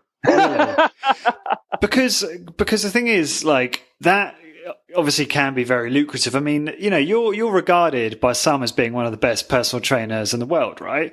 And that and $2.50 will get me a cup of coffee. I mean, it's fantastic. Look. And thank you. First of all, thank you for the compliment. But second, right? Like, one of the things that makes you good, like, yeah, scaling. If you could scale that, that's awesome. Which some people have and some people can. But what's really satisfying to me is actually that human interaction. Oh yeah. I mean, so where I was going with this is, I mean, if you wanted to supplement your business, I always thought to myself, Skyler could charge, $250, $500 for an hour on Skype, helping someone with their health and fitness goals, whether it be, gaining muscle or burning body fat or fill in the blank. And I know it's easier said than done. You do have to obviously be proactive, and you have to take action to make that reality. But in my eyes, you've got the credentials and the kind of that presence online where you're seen as a real expert. So, did it ever cross your mind to kind of leverage that, or not? Yes, but where I was at the time, I did not have enough life experience to actually go for it. Okay.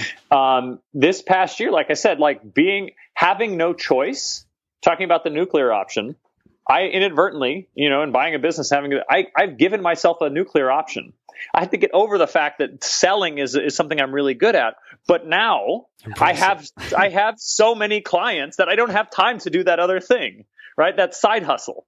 My main hustle. When this business owner is paid off, my main hustle will give me far more money than I ever dreamed of making in my life, because I'm not want for a lot of stuff in my life. Like my hobbies, I'm too much like my mother. Right, a great example of my mother. My mother, in the last year of her life, clearly understood that she was going to die from this cancer, which y'all can go back to one of my earlier interviews with Lawrence about. Short story. My mom died at 48, short of her 48th birthday, stage 4 colon cancer, metastasized into liver cancer. But my mother, at the end of the day, was still my mother and still behaved as if she was my mother. So in the winter, during Christmas time, you can buy those like silly inflatable snowmen or inflatable things for the lawn. And my mom wanted one of those, but could not justify the $20 cost, because as much as she wanted it, she did not feel that it was worth $20. She knew she was going to die. She knew she had 4 to 5 months to live, maybe, and she still couldn't say, fuck it. Let's buy a $20 inflatable snowman. And my dad, to his credit, he's like, I kept bugging her about it, but she didn't want to do it. And so, for me, I have a coffee subscription now. Thanks, Greater Goods. That I can expense because when I'm like, clients come in and then I know they like coffee, I'm like, you should try this coffee. So I've got a client who gave me a $650 coffee maker that looks gorgeous on my countertop here. And so I share it with my clients, right? Because that provides me joy. Cooking and creating meals, multi-course meals. I have a buddy of mine we get together and we'll make these 6 or 7 course meals. That is what brings me joy outside of my So naps, coffee, training clients, working out, being physically active, playing with my kids, and building these meals for people. I don't play a musical instrument. I play video games when I have time, but not much. I own my car. I'm going to drive it until the wheels roll off. It's like Rob Wolf said on your podcast, right? He's got this $1 million seller. How do you remember all this stuff? Because my mind is like a trap. He has $1 million seller, and he has a 2006, 2007 Subaru, and he's going to drive it until the wheels come off. And it's just, so I don't have what is valuable for me is putting money in the bank and having maximized the utility of money to supply happiness, but then also to allow me to do things like take trips and those sorts of things where and that actually is valuable to me. Go see my family, see my colleagues, go to something like the Resistance Exercise Conference. Yeah. I like getting up in the morning and interacting with people. Do you know? I want to put other people up and give them that opportunity, because this business can be so fulfilling. But the problem is it's so dog eat dog. It's sort of like, well, show up and figure it out and scrounge. I don't want any trainer who comes on for me to scrounge. I want them to be the best version of themselves.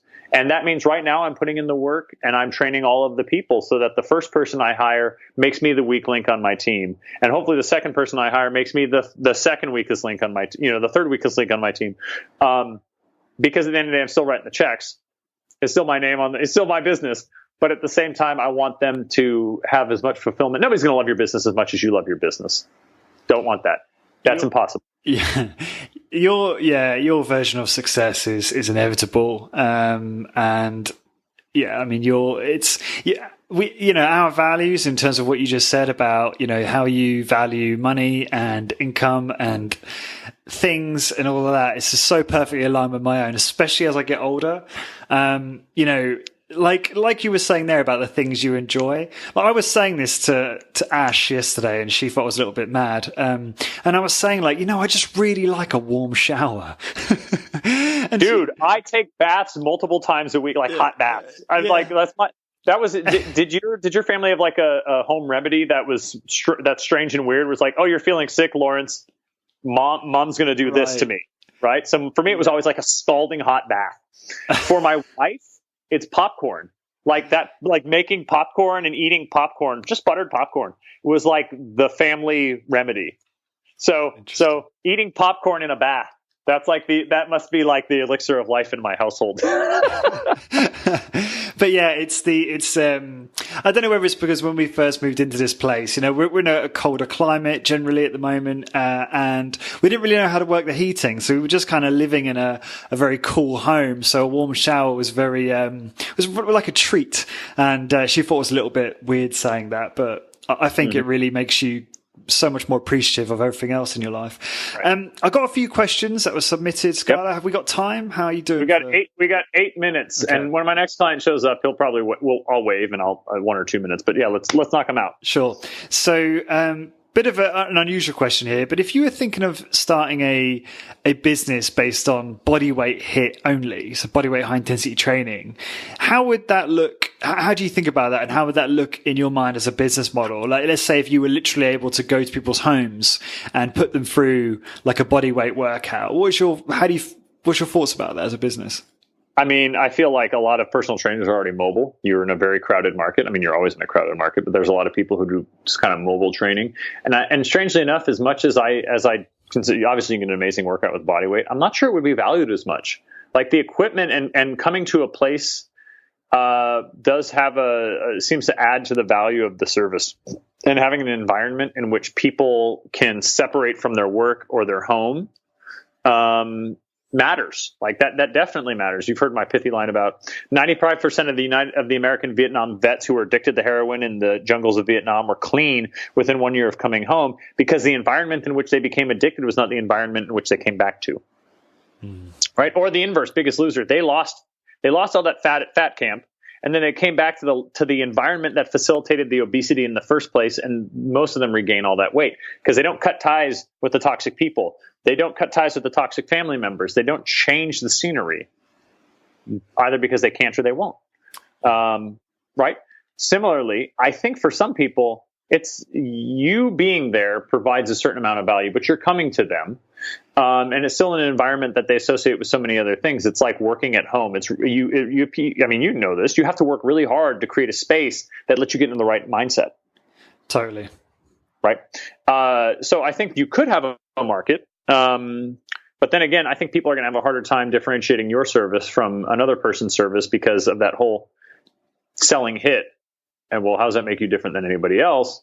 It's hard to sort of control the terms of the engagement in that way. I think it could work. Obviously, there are plenty of people who have mobile training services and seem to enjoy a sufficient quality of life, and eventually develop a team approach around that. But buying an oven by itself, I think you will have an uphill battle defining the value. But that's just my opinion.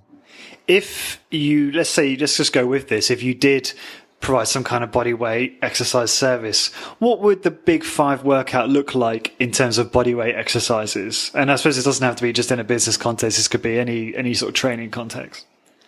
Yeah. I mean, you could get there. It depends on what you're willing to spend. If a person can't do chins, then I mean, blast straps or TRX type stuff is so cheap now. You can go on Amazon and get one for like $25. I mean, it's just cheap. So you could wall sit to body weight squat, slow push up.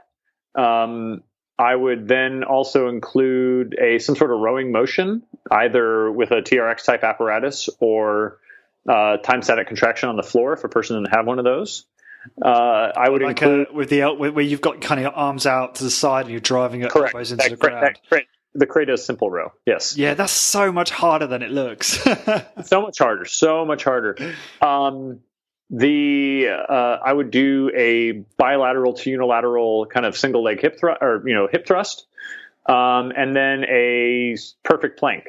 a plank with the added tension in the abdominal wall where you're kind of pulling your shoulders down toward, anti-shrugging, reverse shrugging your shoulders back towards your hips to get that hard lat contraction and also the abdominal contraction. I think you could get a pretty good training effect out of that. In fact, something similar to that is like the desert island workout that I send my clients away with. Like, I really want to do something on vacation. I go, here's a video, and they never do it because, of course, they won't, because they're not here, and that's fine. And I have to ask you this before we wrap up. You posted something on Facebook recently regarding the Anderson family. Yes. And they're becoming quite well known for living on a zero carb diet for the last 17 years, I believe. And they all look fantastically healthy. Right. I've been practicing something similar. I'm not strictly zero carb, but I have been increasing my red meat intake and just having the odd potato in the evening and some vegetables, which has very much been inspired by Dr. Sean Baker and Dr. Ted Naiman, who've both been on the show. Sure. Fucking Ted Naiman. You made me laugh because one of the comments in the Facebook post you wrote, if she'd let me, referring to your wife. Is that because the diet is so expensive, or? No, not because the diet is, not necessarily because the diet is so expensive. I don't think frankly, my wife, I like to think my wife cares about any of the goofy shit I do. She doesn't care about any of the goofy shit I do because I'd still be making other food for like the family. But and I will do it, right? In the short term, it's just an expense. But my workaround on that, because I have an immersion circulator, is buy some chuck. 24-hour chuck in the immersion circulator, 131 degrees, followed by the grill, is like the least expensive ribeye. It's like filet tender, but all meaty and fatty like a ribeye. You can get, it's like $3, $3-4 a pound, even natural, antibiotic free. So that's my workaround. But that for me is that'd still be like $10 a day in meat. $10 to $15 a day in meat. If we're going by Sean Baker's, like, you eat your body weight. What was it? It's like your body weight in pounds over the course of 3 weeks or something. Like, it works out to about 3 pounds of meat a day for me. Fine. Right. 3.5 pounds of meat a day for me. That's fine. It would be an interesting, and it offers it's a very, very compelling simplicity. Oh, that's right? What I'm so drawn to. Here's the compelling simplicity. Because it's clear. Look, 99.99% of pesticides have a plant origin. This isn't Skyler's harebrained idea. Bruce Ames, who's a researcher at Berkeley, I want to say, wrote this paper was published in like 92. So just because most of us don't have any problems with it, and it provides that hormetic effect, it irritates our body enough to mount defenses, and those defenses seem to be healthy. Stephen Guyenet wrote about this. And if you actually go back on, do you know who Kurt Harris is? I don't. He is a defunct Archivore site. Oh, he's very compelling. And he largely wrote perspective suggestions. Great guy. He said, he was very, very low carb, but he thought there's no magic in plant matter. But clearly for most people, it has benefits. But it doesn't mean you don't make the then assumption that all you should eat is vegetables. Right. Similarly, and my point is, starting with all meat is not a bad idea, because at least you remove all those pesticides and you start to see your sensitivity. Now, that Addison family had that unique problem. The wife has Lyme disease, and this is what she felt best on. Right. Okay.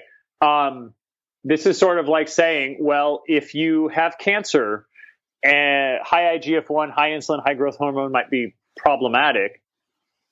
Don't make the mistake of then saying, well, IGF-1 and growth hormone and insulin cause cancer. Under all circumstances. Right. So you need to understand, there's a difference between a disease state and an otherwise a disease-free state. But I think if your diet is not quite right, people remove things. They'll remove gluten. They'll remove carbs. They'll do this. Well, Sean basically says, take that to full ground. We know we can survive on meat and fat. Start there and then bring other things into it. Like that, if you have problems, that's compelling. Now I eat plenty of carbs. It's much more like a high performance peasant diet, pork and chicken and avocados and bananas and roots and tubers and kind of your standard paleo fare. Lots of blueberries. But I would love to try, 90 days of zero carb just to see what happens. I don't think it would ultimately change because I feel great. And I've been really low carb. I've been high carb. I tend to find that some days are high carb, some days, I wrote that whole post about abiding. So for me, it would be something that would be interesting to do, and I will do because steak is great. But I don't think it's going to ultimately change everything in my life. Yeah, I feel a similar way in that, I don't think suddenly if I went all red meat that I would suddenly see massive health benefits. But like you, I would like to at some point do a 90-day experiment just to test it out. But I mean, and when I do it, I'll do a DEXA scan and I'll do like an NMR for the lipids and just be curious because I have those, just for that, the kind of full breadth of N=1. But that's also another thing I want to do with like a protein sparing modified fast and actually see if that tanks these markers of aging like a fasting mimicking diet. And based on youth data, my assumption is it does, or based on that, I would expect it to, because calories are the universally permissive variable. And if they're low enough, it almost, you can change the macronutrient profile, but you're going to end up with low insulin, you're going to have low IGF-1, you're going to end up with low growth hormone, you're going to end up depressing your white blood cell count. And then when you go back to eating more normal caloric load, those numbers are going to come up. I don't think there's anything magic, if you're familiar with the fasting mimicking diet, about tanking protein and carbohydrate given that state. But that's another hour discussion, and my client just walked in. So no problem. So best way to contact you, Skyler, find out what you're up to? Sure. So you've got smartstrengthaustin.com is the business website. I'm at Skyler Tanner on Twitter. And you can also find my personal blog, which doesn't get as much play because 85 sessions a week, at skylertanner.com. Excellent. Cool. And for everyone listening, for all the show notes, links and resources for this episode and all episodes, please go to corporatewarrior.org. And until next time, guys, thank you very much for listening. I hope you enjoyed that. Before you head off, head on over to corpwarrior.com to get your free ebook with 6 interview transcripts with some of my top guests, including Dr. Doug McGuff, Drew Bay, and Bill Day Simone, on how to optimize muscle gain, fat loss, and overall health in an efficient, effective, and sustainable way. These transcripts are not verbatim, deliberately. Instead, they've been transcribed in an easy read format to make it more enjoyable and easier for you to quickly pick out what you need and start getting results. To get your ebook, head on over to corpwarrior.com, that's CORP warrior.com, and enter your email address. Then check your email for an email from me with a confirmation link. Once you click the link, you will be instantly redirected to a PDF version of the transcripts. This podcast is brought to you by hituni.com. Hituni.com are a provider of amazing online courses for high-intensity training qualifications. HitUni comes highly recommended by the best in the field, including Body by Science co-author Dr. Doug McGuff, Discover Strength CEO Luke Carlson, and trainer and founder of Bay.com, Drew Bay. It was founded by my friend, author, and longtime personal trainer Simon Shawcross, who's also been a guest on the podcast. Simon has 15 years experience training clients and has supervised over 15,000 high-intensity training workouts. Using knowledge from experts like Skyler Tanner, Dr. James Steele, Dr. Ellington Darden, HitUni is a goldmine for learning everything to do with high-intensity training. The courses are delivered online through the website, where you can learn via a variety of multimedia materials at your own pace. There's online support and a discussion forum where you can share ideas and ask for help. To learn more about high-intensity training and improve my own results, I started their personal trainer course. The content is amazing, the courses are really easy to follow, and each section is organized into bite-sized chunks that give you a real sense of achievement after you complete each one. I should also mention there is a DIY course, so this is the course for you if you're not necessarily a personal trainer, but you want to learn more about high-intensity training and how to implement it for maximum benefit in your own exercise regime. To get your exclusive Corporate Warrior 10% discount on any course you purchase, simply head on over to hituni.com, that's hituni.com, and enter the coupon code CW10, that's CW and the number 10. So again, head on over to hituni.com, pick your course, and enter the coupon code CW10 for 10% discount. Thank you for your support. This episode is brought to you by ARX, the most innovative, efficient, and effective all-in-one exercise machines I've ever seen. I was really impressed with my ARX workout. The intensity and adaptive resistance was unlike anything I've ever experienced. I love how the machine enables you to increase the negative load to fatigue target muscles more quickly, and I love how the workouts are effortlessly quantified. The software tracks maximum force output, rate of work, total amount of work done, and more in front of you on screen, allowing you to compete with your previous performance to give you and your clients real-time motivation. The ARX uses a computer-controlled motor to give you the exact amount of resistance your clients need 100% of the time. This means that the resistance can never become dangerous, is intuitive and simple to use, and can provide you with all the results you and your clients are looking for in a fraction of the time. ARX is highly effective and efficient in delivering all of the benefits of exercise, including increased strength, muscle mass, cardiovascular conditioning, bone mineral density, and injury recovery. As well as being utilized by many high-intensity training trainers to deliver highly effective and efficient workouts to their clients, ARX comes highly recommended by world-class trainers and brands, including Bulletproof, Tony Robbins, and Ben Greenfield Fitness. To find out more about ARX and how you can get $1,000 off software licensing when you place an order, that's right guys, $1,000 off, please go to arxfit.com and mention Corporate Warrior in the How Did He Hear About Us field. So again, to get $1,000 off software licensing when you order, head on over to arxfit.com and enter Corporate Warrior in the How Did He Hear About Us field.